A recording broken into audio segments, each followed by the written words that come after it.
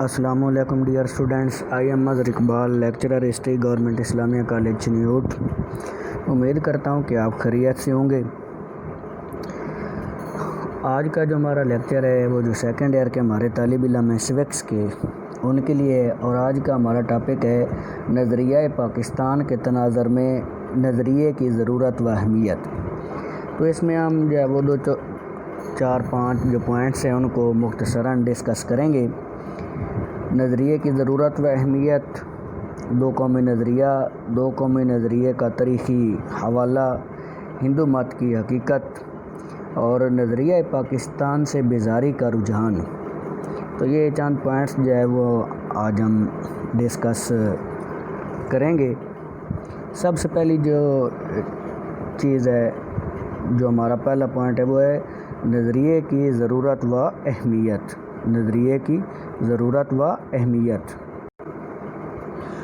نظریہ وہ بنیادی نقطہ ہوتا ہے جو کسی انسان یا قوم کی زندگی کے بارے میں فکر کا تعین کرتا ہے۔ البتہ روزمرہ کی کاروباری زندگی میں کمی بیشی کا امکان ہو سکتا ہے۔ اگر فکر اور عمل میں مطابقت ہوگی تو نظریہ جاندار کہلائے گا، جبکہ دوسری صورت میں نظریہ کمزور کہلائے گا۔ لیکن کمزور ہونے کے باوجود نظریات ختم نہیں ہوا کرتے۔ نظریات مختلف نوعیت کے ہوتے ہیں: معاشی، معاشرتی، سیاسی اور مذہبی۔ قدیم دنیا زیادہ تر مذہبی نظریات کے تحت زندگی گزارتی تھی، جبکہ جدید دنیا میں معاشی نظریات زیادہ مقبول ہیں۔ نظریے کو سمجھنے کے لیے معاشی نظریے کی مثال دی جا سکتی ہے۔ ماضی قریب میں ایک بڑی طاقت دنیا میں قائم تھی جسے سوویت یونین کہا جاتا ہے۔ وہ اپنے معاشی نظریے کی بدولت دنیا میں مقبول تھی۔ اس کا معاشی نظریہ کارل مارکس کے نظریے سے متاثر تھا، جسے سادہ الفاظ میں دولت کی مساوی تقسیم کا نظریہ کہا جاتا ہے۔ اسے اشتراکیت، کمیونزم بھی کہا جاتا ہے۔ اپنی بے پناہ مقبولیت کے باوجود سوویت یونین اس نظریے کو کامیابی سے نہ چلا سکی اور 1992 میں بے شمار ٹکڑوں میں تقسیم ہو کر ماضی کا حصہ بن گئی۔ اس کے باوجود اشتراکیت کا نظریہ ختم نہیں ہوا اور اس کے حمایتی اس کا پرچار کرتے نظر آتے ہیں۔ کسی نظریہ کو ماننے والوں کا دعویٰ یہ ہوتا ہے کہ دنیا میں تمام مسائل ان کے نظریے پر عمل نہ ہونے کی وجہ سے ہیں۔ اگر ان کے نظریے پر عمل ہونے لگے تو دنیا یا کسی ایک خطے کے مسائل ختم ہو جائیں گے۔ درج بالا مثال کو اگر سامنے رکھیں تو اشتراکیت کے ماننے والوں کا دعویٰ یہ ہے کہ دنیا کے تمام مسائل دولت کی غیر مساوی تقسیم کی وجہ سے ہیں۔ اگر کسی طرح سے دولت کی مساوی تقسیم ختم کر دی جائے تو دنیا کے مسائل جو ہیں وہ ختم ہو جائیں گے۔ پاکستان کا نظریہ مذہبی اور سیاسی ہے۔ پاکستان کا نظریہ سیاسی اور مذہبی ہے۔ انگریزوں کے حکومت پر قابض ہو جانے کے بعد ہندوستان کے مسلمانوں کا مسئلہ یہ تھا کہ انہیں سیاست کے حق سے محروم کر دیا گیا تھا، جس کی وجہ سے ان کے مذہب کا وقار بھی جاتا رہا تھا۔ سیاسی طاقت نہ ہونے کی وجہ سے ان کا مذہب کبھی انگریزوں اور کبھی ہندوؤں کے ہاتھوں نشانہ بن رہا تھا۔ اس لیے مسلمانوں کے ذہنوں میں یہ بات بیٹھ گئی، یعنی ان کا نظریہ بن گئی کہ سیاسی طور پر مضبوط اور محفوظ ہوئے بغیر وہ اپنے مذہب، معاشرت اور معیشت کا دفاع نہیں کر سکتے۔ یعنی ان کے تمام مسائل کا حل اپنے آپ کو سیاسی طور پر منوانا تھا، جو آخر کار ایک علیحدہ ریاست پاکستان کی صورت میں سامنے آیا۔ پاکستان بن جانے کے بعد اسی بات میں الجھاؤ پیدا ہوا کہ سیاست اور مذہب کو اکٹھا رکھا جائے یا علیحدہ علیحدہ۔ مذہبی طبقہ پہلی بات کا قائل تھا، یعنی مذہب کو سیاست کے ذریعے نافذ کرنا چاہتا تھا، جبکہ جدید طبقہ مذہب اور سیاست کو الگ الگ رکھنا چاہتا تھا۔ مذہب سے متعلق بیزاری پیدا کرنے کی کوششوں کے باوجود یہ حقیقت رہی ہے کہ پاکستان کی ریاست اور عوام مذہب کو کبھی بھی پس پشت نہ ڈال سکے، اور آئین پاکستان میں مذہبی ضابطے جن حکمرانوں اور اسمبلیوں نے نافذ کیے وہ جدید ذہن کے لوگ تھے۔ وہ ایسا کرنے پر اس لیے مجبور ہوئے کہ بہرحال پاکستان کے اساس میں مذہب ایک طاقتور عنصر کے طور پر موجود تھا، جسے نظر انداز نہیں کیا جا سکتا تھا۔ نیکسٹ جو ہمارا پوائنٹ ہے وہ ہے دو قومی نظریہ۔ ہندوستان میں متحدہ قومیت کی نفی دو قومی نظریہ کہلاتی ہے۔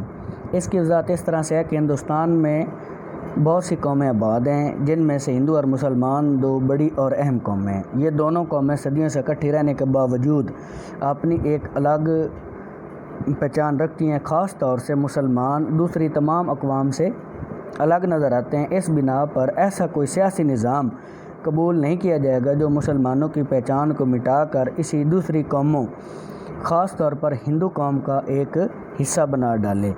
دو قومی نظریے کا تاریخی حوالہ۔ دو قومی نظریہ ایک تاریخی نظریہ ہے۔ یہ کہا جاتا ہے کہ دو قومی نظریہ اسی دن وجود میں آ گیا تھا جس دن ہندوستان کا پہلا شخص مسلمان ہوا تھا۔ اس کی وجہ یہ ہے کہ ہندوستان کے پہلے مسلمان کا بنیادی نظریہ وہی تھا جو آج کے مسلمان کا ہے، اور بزرگان دین کی کاوشوں سے اس میں کوئی واضح تبدیلی رونما نہیں ہونے پائی۔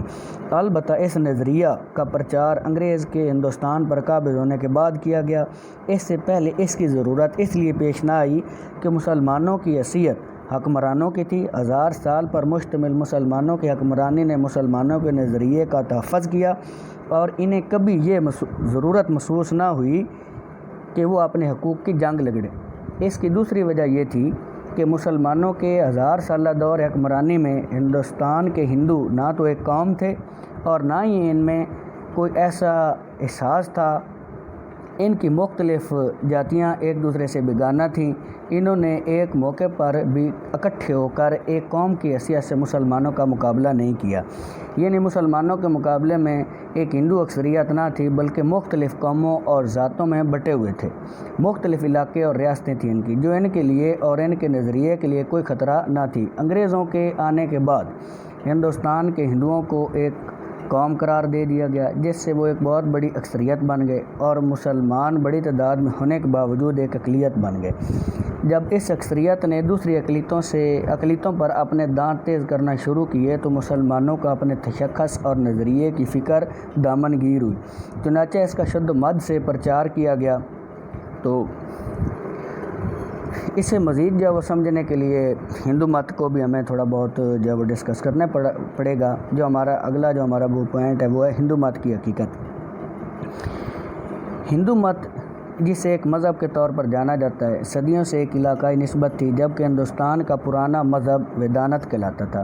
یہ آریاؤں کا مذہب تھا۔ وید یہاں کی مقدس کتابوں کو کہا جاتا ہے جو تعداد میں 4 تھیں۔ اس طرح ویدانت کا مطلب ویدوں کا مذہب تھا۔ جو اصل وید تھے وہ مدتوں سے ناپید تھے۔ جو کچھ یاد تھا وہ زبانی علم تھا جو سینہ بسینہ چل رہا تھا۔ نت نئے فلسفوں کی آمیزش سے ویدوں کی تعلیمات کچھ کی کچھ ہو گئی تھیں، اور مختلف لوگ ان کی مختلف تشریحات کے مطابق مذہبی رسومات کو ادا کرتے تھے۔ مذہبی تعلیمات کا پڑھنا پڑھانا صرف برہمنوں تک محدود تھا، اور دیگر لوگ روایات کی پیروی تک محدود تھے۔ صدیوں پر پھیلی ہوئی تشریحات نے مختلف نظریات کو جنم دیا جو بعض صورتوں میں باہم متصادم تھے۔ کسی کے نزدیک وشنو حقیقی خدا تھا، کسی کے نزدیک برہما اور کسی کے نزدیک شیو۔ ان مختلف نظریات کو بعد میں ہندو مت کا نام دے دیا گیا۔ ان مختلف نظریات کے تحت زندگی گزارنے والے لوگ الگ الگ گروہ تھے، اور ان کی آپس میں کوئی یکجہتی نہ تھی۔ مزید برآں ہندوؤں کی 4 جاتیاں بھی ان کے الگ الگ ہونے کی ایک بہت بڑی وجہ تھی۔ برہمن مذہب کے ٹھیکیدار تھے۔ ویش کیونکہ کھیتی باڑی سے وابستہ تھے، اس لیے ان کی زیادہ آبادیاں دریاؤں کے کنارے تھیں۔ جنگ و جدل کا راجپوتوں کا مشغلہ تھا۔ شودر دوسروں کی خدمت اور اپنا پیٹ پالنے تک محدود تھے۔ ایسے لوگوں کو قوم کہنا کوئی معنی نہیں رکھتا، اور نہ ہی ایسے نظام میں یکجہتی کے جذبات فروغ پا سکتے تھے۔ کبھی بھی مسلمان حملہ آوروں کے خلاف ہندوؤں کا کوئی اتحاد عمل میں نہ آ سکا، سوائے ایک موقع کے جب پنجاب کے راجپوت محمود غزنوی کے خلاف لڑنے کے لیے لاہور میں جمع ہوئے، لیکن کسی بات کے اختلاف پر ان میں پھوٹ پڑ گئی اور سب اپنے اپنے علاقوں کو لوٹ گئے۔ نتیجتاً محمود غزنوی کی راہ میں کبھی کوئی رکاوٹ کھڑی نہ کی جا سکی۔ مسلمانوں کی ہندوؤں کے مقابلے میں کامیابی کی وجہ یہی تھی کہ انہیں کسی ایک قوم سے پالا نہیں پڑا تھا، بلکہ ان کے مقابلے میں ہندوؤں کے مختلف گروہ تھے جن میں یکجہتی کے نام کی کوئی چیز نہ پائی جاتی تھی۔ ان سے الگ الگ نپٹا مسلمانوں کے لیے چندہ مشکل نہ تھا۔ مثال کے طور پر جب محمد بن قاسم نے سندھ اور بعد میں ملتان پر حملہ کر کے اسے اسلامی خلافت کا حصہ بنایا تو دلی، لاہور، پٹنہ یا بنگال سے کوئی فوج ان کے مقابلے کے لیے نہ نکلی جو ان کی مزید پیش قدمی کو روک سکتی تھی۔ تو ڈیئر اسٹوڈنٹس، لاسٹ جو ہمارا پوائنٹ ہے وہ نظریہ پاکستان سے بیزاری کا رجحان، کہ آج کل لوگوں میں نظریہ پاکستان سے بیزاری کا رجحان کیوں پایا جاتا ہے اور اس کی وجہ کیا ہے اور اس کا سلیوشن۔ آج کل عام طور پر نظریہ پاکستان اور دو قومی نظریے سے بیزاری کا رجحان عام ہے۔ اس کی وجہ زندگی کے مختلف شعبوں کا نظام ہے جو کسی طرح بھی ٹھیک ہونے میں نہیں آ رہا۔ خاص طور پر سیاست اور نظام حکومت میں انتہا درجے کی بے اصولی نظر آتی ہے۔ حکومتیں عوام کے مسائل حل کرنے سے بری طرح وہ ناکام نظر آتی ہیں، جس کی وجہ سے عام آدمی کا ذہن یہی ہے کہ وہ ایک انفرادی زندگی گزار رہا ہے اور اس کا کسی قوم سے کوئی واسطہ نہیں ہے۔ اسی بنا پر کسی قومی نظریے کا مقبول ہونا بہت مشکل ہے۔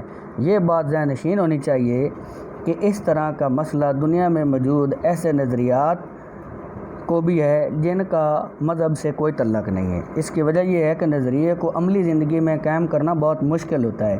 اگر نظریے کی پہچان مذہب کے ساتھ ہو تو یہ مشکل اور بھی بڑھ جاتی ہے، جیسے نظریہ پاکستان کا معاملہ ہے۔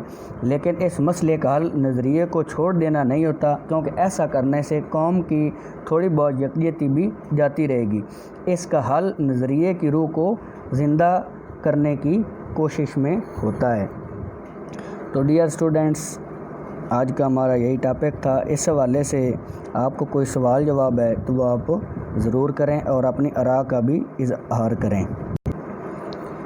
بہت شکریہ، اللہ حافظ۔